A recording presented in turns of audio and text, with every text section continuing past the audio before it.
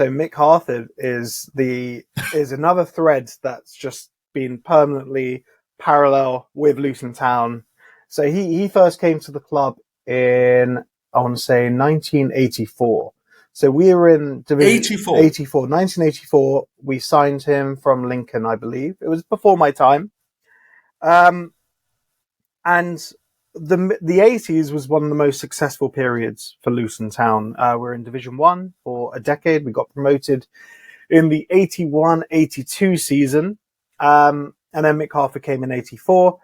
88 was the 87-88 season was when we won the Liverpool Cup against Arsenal. We also got to the final again the next season, but we lost to Nottingham Forest. But it was a very good time for the club. Not financially. I've had a look at the financial reports. As I said, football finances are a tricky thing. But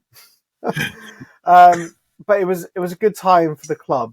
And obviously, Division 1 finances were not what they are currently in the Premier League.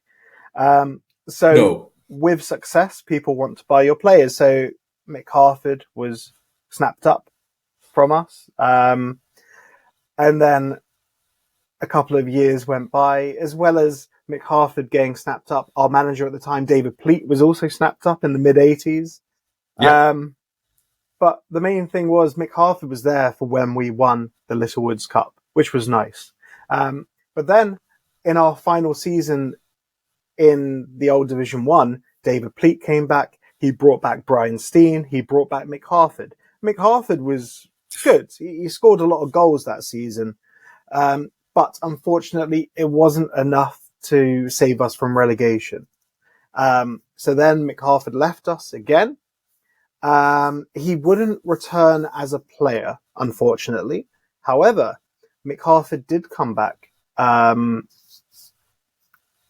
as assistant manager to Joe Kinnear in, I believe this was 99, 2000, because it's such a 30 years. And as I said, it feels like a big time warp. It's smushed together. I might get some of the dates wrong. Yeah.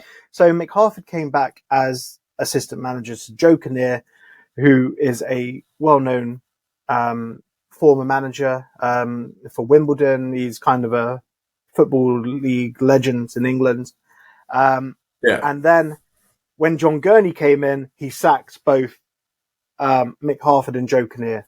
And funny story, while I'm on John Gurney, he used so if you know Pop Idol, if you remember the TV show Pop Idol or X Factor, as it's now called, John Gurney decided to appoint the next manager by something called Manager Idol, where supporters would call in and essentially pay for their call, and then they would voice who they wanted to manage the club after Joe Kinnear was fired. But the supporters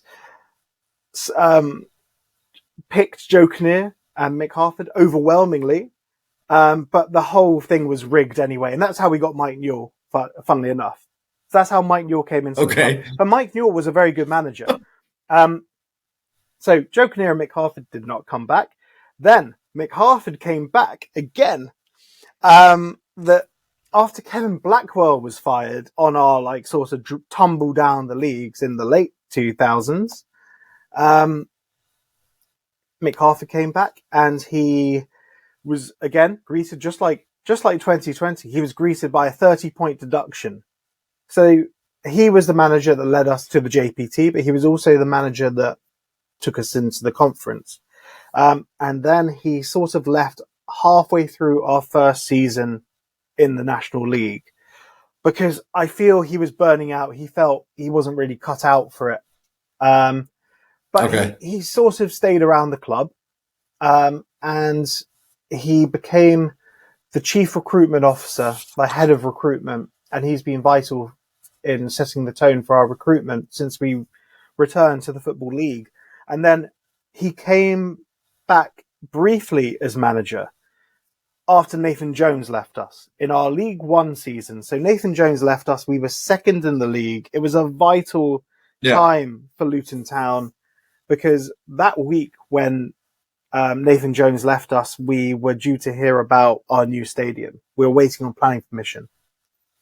And we were also playing against teams like Sunderland, Portsmouth, teams that were competing with us at the top of the table. So Nathan Jones left and Mick Harford comes in as interim manager.